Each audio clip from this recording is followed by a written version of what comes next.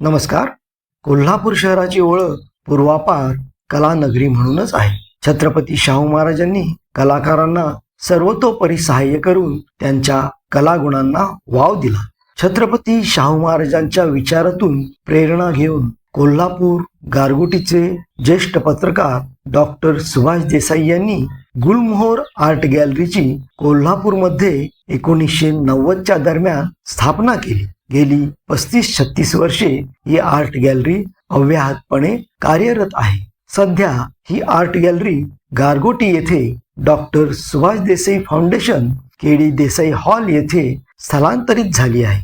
गुलमोहर आर्ट गॅलरीमध्ये 150 वर्षापूर्वीची दुर्मिळ चित्रे पाहावयास मिळतात. यामध्ये आबालाल रहमान यासारख्या दिग्गजांनी रंगवलेली चित्रेही आज तागायत सुस्थितीत दिसतात. डॉक्टर सुभाष देसाई यांनी लिहिलेल्या 150 वर्षातील चित्रशिल्प परंपरा या पुस्तकाचे कोल्हापूरच्या शिवाजी विद्यापीठाने प्रकाशन केले आहे. आजवर या पुस्तकाच्या 2 आवृत्त्या प्रकाशित झाल्या आहेत आणि हे पुस्तक शिवाजी विद्यापीठात विक्रीस उपलब्ध आहे. मग देऊया भेट या आर्ट गॅलरीला आणि जाणून घेऊया अधिक माहिती थेट ज्येष्ठ पत्रकार डॉक्टर सुभाष देसाई यांच्याकडून. छत्रपती शाहू महाराजांच्या जयंती. शाहू महाराजांनी चित्रकार आबालाल रहमान असोत, अल्लादिया खां असोत किंवा कुस्ती परंपरा असो, नाट्य परंपरा असो, अशा अनेक कलांना प्रोत्साहन दिलं. त्यांच्यापासून प्रेरणा घेऊन आम्ही एक छोटी आर्ट गॅलरी सुरू केली गुलमोहर आर्ट गॅलरीमध्ये. आणि त्यामध्ये कोल्हापुरातले नामवंत चित्रकार मागच्या पिढीतले जे होते त्यामध्ये ज्ञानदेव शिंदे जे आबालाल मास्तरांचे शिष्य होते, विद्यार्थी होते, गणपतराव वडणगेकर, चंद्रकांत मांढरे, मनोहर कोरडे, टोपकर, शिरगावकर आणि अशी अनेक, जयसिंगराव दळवी, तर अशी मोठी जी चित्रकार होते, जी कांबळे, पी सरदार, कॅलेंडर आर्टिस्ट, ते सगळे गुलमोहर आर्ट गॅलरी म्हणून शिवाजी स्टेडियमला मी सुरू केली. तिथे येत होते.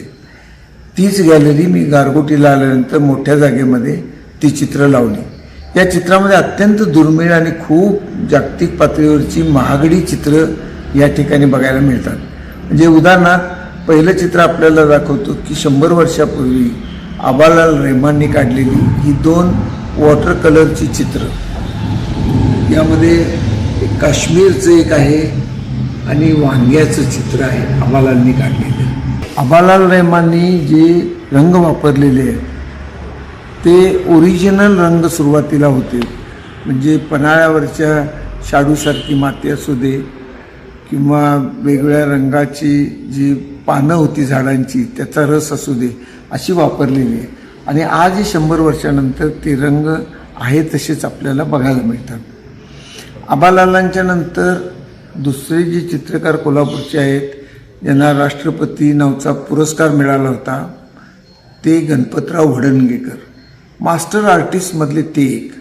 आबालाल रहमान यांना सर जे स्कूल ऑफ आर्टमध्ये त्यांनी रितसर शिक्षण घेतलं होतं. पण वडणगेकरनी असं कुठलंही शिक्षण न घेता सुद्धा त्यांच्या परंपरेमध्ये असणारी कला वापरून त्यांनी केलं होतं. आमच्या गॅलरीमध्ये प्रत्येक मोठा चित्रकार डेमो देत होता. त्यामध्ये एकदा गणपतराव वडणगेकरांना आम्ही पेन्सिल स्केच करायला सांगितलं तर त्यांनी मेमरीनी केलेलं 10 मिनिटामधलं हे पेन्सिल स्केच बघा.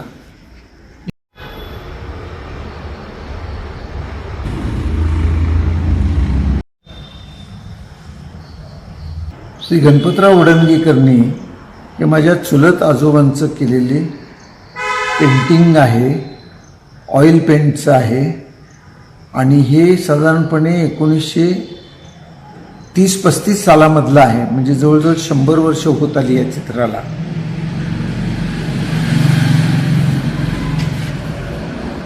V.D. देसाई, विठ्ठलराव दत्तात्रय देसाई, ते त्यावेळेला जिल्हा संघाचे अध्यक्ष होते आणि क्षात्र जगद्गुरू V.T. पाटील अशा मित्र परिवारामध्ये ते नेहमी वावरत असत.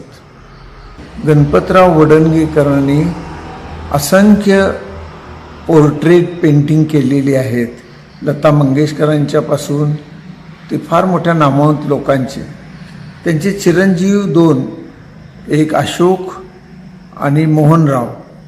तर मोहनराव हे दोघंही चांगले आर्टिस्ट. मोहनरावनी माझ्या मातोश्रींचं केलेलं ऑइल पेंटचं पेंटिंग आता तुम्हाला दाखवतो.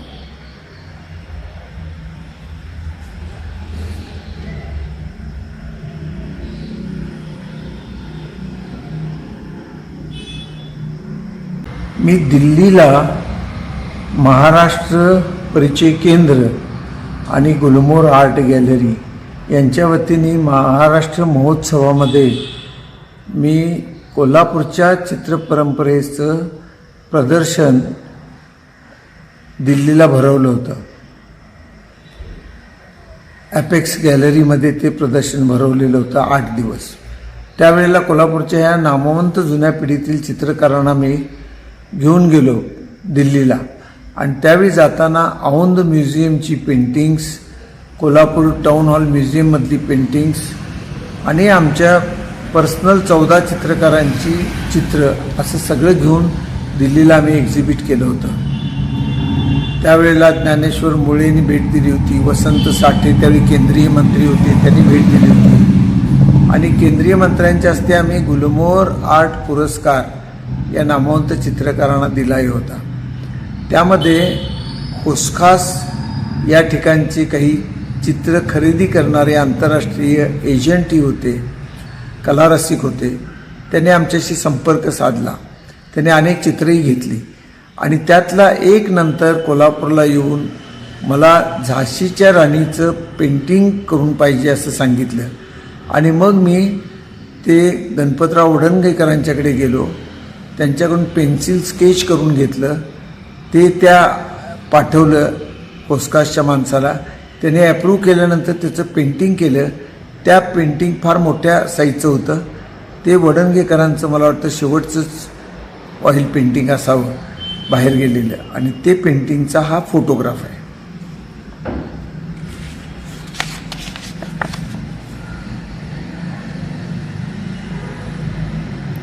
कोल्हापूरला मोहम्मद पटेल नावचे एक फार चांगले आर्टिस्ट होते. ते कुठेही तांत्रिक शिक्षण वगैरे घेतलेलं नव्हतं, परंतु मुंबईमध्ये ते सुरुवातीला फुटपाथावरही झोपले होते. आणि असं करत करत त्यांनी नाव कमावलं आणि इंडियातला एक बेस्ट कॅलेंडर आर्टिस्ट म्हणून त्यांचं नाव झालं. त्या प्रत्येक चित्रावर ते पी सरदार अशी सही करत असत. आणि त्यांची चित्र कॅलेंडर शिवकाशीला ते प्रिंट होत आणि सगळ्या भारतभर जात. त्यामधलं एक शिवाचं पेंटिंग असं जवळजवळ त्यांनी हिंदू देवदेवतांची 3000 कॅलेंडरची डिझाईन त्यांनी केलं होतं. त्यामुळे फार मोठा आर्टिस्ट कोल्हापूरमध्ये होता. ते माझ्या संपर्कात होते, नेहमी आम्ही भेटत होतो. त्यांनी माझ्या आजोबांचं म्हणजे दादोबा दत्तात्रय देसाई यांचं एक पेंटिंग केलेलं आहे ऑइल पेंटमधलं, ते दाखवतो. आणि त्यांनी माझ्या वडिलांचंही केलं. आणि ते वडील जिवंत असताना वडिलांनी पाहिल्यानंतर वडील म्हणाले की मला पुन्हा एकदा त्यांनी जिवंत केलं, कारण वडील त्यावेळी खूप आजारी होते. ही ती 2 पेंटिंग आपल्याला दाखवतो.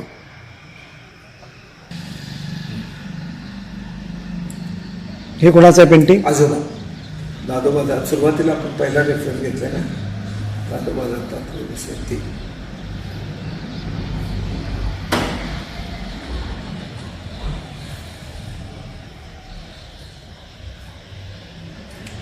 आणि हे वडिलांचं ना?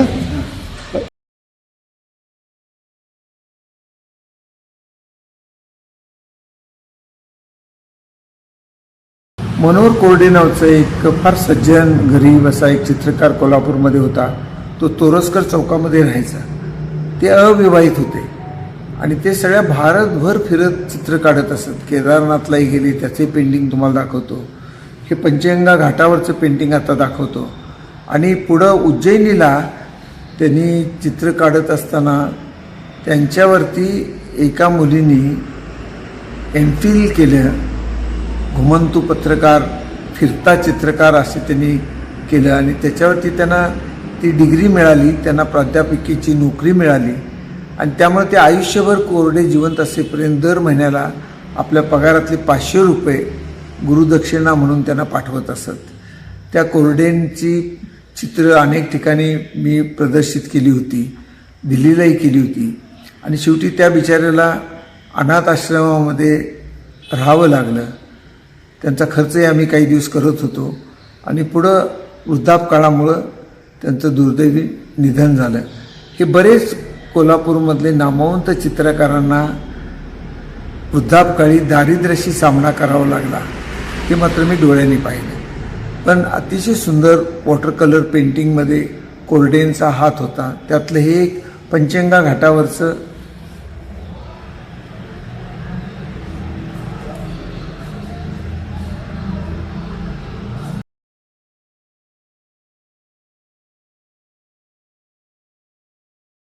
गणपतराव वडणगेकर, त्यांना कलामहर्षी लोक म्हणत, त्यांचा पुतण्या म्हणजे त्यांच्या कुटुंबामध्ये अनेक जण चित्रकार होते. त्यातले कातवरे एक होते. कातवरे सिंधुदुर्गला कला शिक्षक होते. त्यावेळी त्यांनी काढलेली ही सिंधुदुर्ग किल्ल्याचं एक पेंटिंग आणि नावेचं एक पेंटिंग, ही पेंटिंग्स बघा. जुन्या पिढीतले अनेक मोठे कलाकार म्हणजे तोडकर साधा ड्रेस असायचा, कोट, पायजमा, काळी टोपी अशा वेशामध्ये ते फिरायचे. संभाजीनगर स्टँडजवळ चौकामध्ये त्यांचं दुधाचा स्टॉल होता, तिथं ते पेंटिंग करत असायचे. त्यातलं एक सुंदर पेंटिंग धनगर समाजातल्या एका माणसाचं वॉटर कलरचं आहे, खूपच छान आहे. ते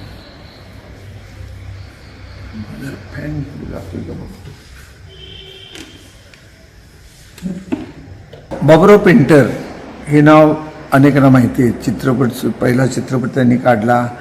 त्यांचे 2 चिरंजीव म्हणजे बाबुराव पेंटर हे शिल्पकारी होते, सुंदर आर्टिस्टही होते. तर त्यांनी पहिला कॅमेरा तयार केला असं म्हणतात, मूवी कॅमेरा. त्यांचे 2 चिरंजीव, एक अरविंद आणि रवींद्र. अरविंद मेस्त्री त्यांनी काढलेलं हे पेंटिंग आहे, बोल्ड ब्रशचं आहे आणि त्यांचे मेहुणे पोलराज म्हणून होते मद्रासकडे, त्यांची ही स्टाईल होती, त्या स्टाईलनी त्यांनी केलेलं पेंटिंग. त्यानंतर अरविंद मेस्त्री आणि मी राधानगरीच्या बॅकवॉटरला गेलो होतो, तिथं आंघोळ केली, बसलो, जेवलो आणि तो जो आमचा फोटो दोघांचा एकाने काढला, सांगावकर म्हणून आहे त्याने, तो अरविंद मेस्त्रींचा शेवटचा फोटो आहे आयुष्यातला, कारण 8-10 दिवसातच ते हार्ट अटॅकने वारले. रवींद्र मेस्त्री हे हार्ट अटॅकने वारले आणि मृत्यूपूर्वी रवींद्र मेस्त्रींची आमच्या गुहागरच्या बीचवर कृष्णमूर्ती, त्यांच्यात झालेले वैचारिक बदल यावर खूप रात्री, चांदण्या रात्री समुद्रकिनाऱ्याला चर्चा व्हायच्या. आणि रवींद्र मेस्त्रींची कोल्हापूर आकाशवाणीला मी घेतलेली मुलाखत ही शेवटचीच मुलाखत ठरली.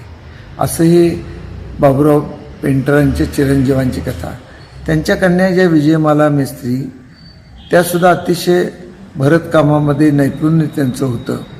त्या घराण्याचं जवळजवळ चित्रकलेला, शिल्पकलेला वाहिलेलं होतं. त्यातलं अरविंद मेस्त्रींचं हे पेंटिंग.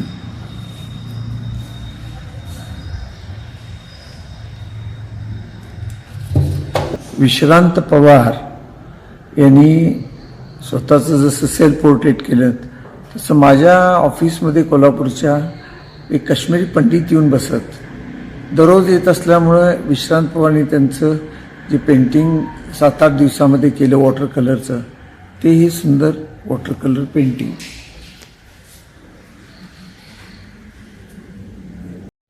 विश्रांत पवार यांचं वॉटर कलरमधलं पेंटिंग. कोल्हापूरला जी दळवीज आर्ट इन्स्टिट्यूट आहे, ते शाहू महाराजांनी पाठवलेले जे स्कूल ऑफ आर्टला दत्तोबा दळवी यांनी ते दळवीज आर्ट इन्स्टिट्यूट सुरू केली. त्यांचे चिरंजीव नातू हे आर्टिस्टच. त्यामध्ये जयसिंगराव दळवी यांनी केलेलं साकवाचं ऑइल पेंटिंग.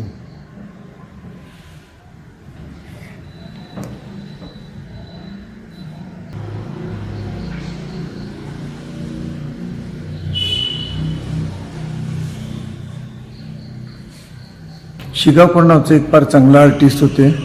तेही मनोहर कोरडेंचे मित्र आणि सगळ्या भारतभर फिरत असत. त्यांची वॉटर कलर देखणी होती. त्यांनी न्यूड पेंटिंगसुद्धा खूप केलेली होती. ती पुढं कोणीतरी चोरली.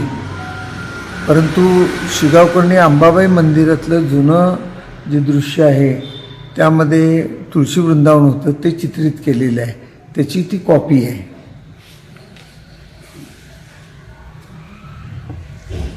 अभंगे नावचे एक प्राचार्य होते कोकणामध्ये. त्यांनी एकाच आपल्या विद्यार्थ्याचं 3 चेहरे एकाच कॅनव्हासवर काढलेले ही पेंटिंग.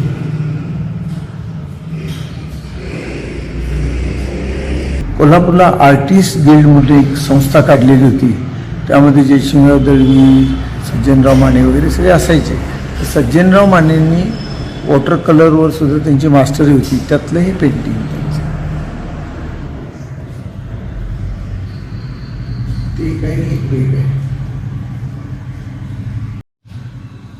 सज्जनराव माने यांचं पेंटिंग.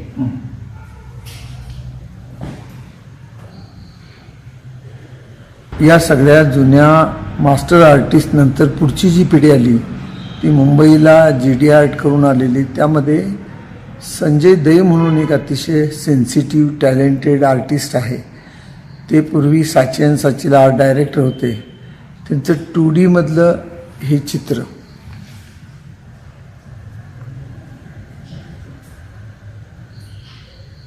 टोपकर नावाचे एक कला शिक्षक होते. ते काष्ट शिल्पामध्ये अतिशय टॅलेंटेड होते. पाचगणीच्या संजीवन विद्यालयामध्ये सुद्धा ते काही दिवस शिकवत होते. आणि त्यांनी गॅलरीमध्ये नेहमी येत असत. आणि त्यांनी माझं काढलेलं पोर्ट्रेट पेंटिंग थोडंसं अर्धवटच राहिलेलं.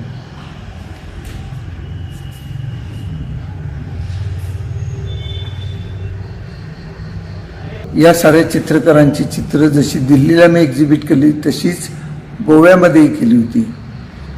आणि या लोकांच्या सानिध्यात राहून मुळात मला चित्रकलेची आवड असल्यामुळं मी वॉटर कलर पेंटिंग 1, 2, 3 केली. ऑइल पेंटिंग केली. त्यातलं JJ स्कूल ऑफ आर्टमध्ये एका एक्झिबिशनमध्ये एक लागलं होतं. त्यातली 3 चित्र दाखवतो. एक विवेकानंद, एक येशू ख्रिस्त ब्ल्यू ग्रोटो इटलीमधलं आणि अमरनाथ गुहेचं. हे विवेकानंदांचं.